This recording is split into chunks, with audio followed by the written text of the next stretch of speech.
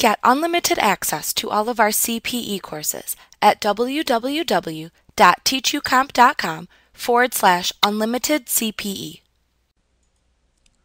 In this lesson, we will examine the establishment of advisory committees by the Internal Revenue Service.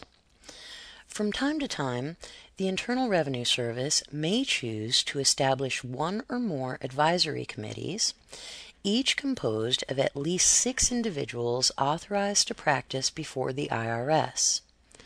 The purpose of these committees, in a broad sense, is to promote and maintain the public's confidence in tax advisors.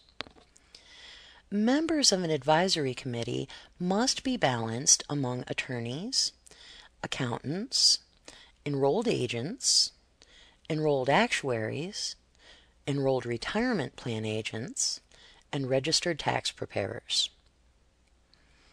Under the procedures prescribed by the IRS, advisory committees may review and make general recommendations regarding the practices, procedures, and policies of the Office of Professional Responsibility.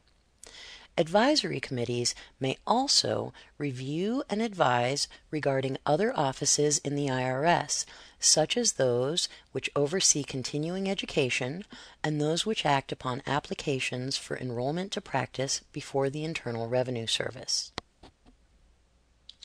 Like what you see? Get unlimited access to all of our CPE courses at www.teachucomp.com/unlimited CPE.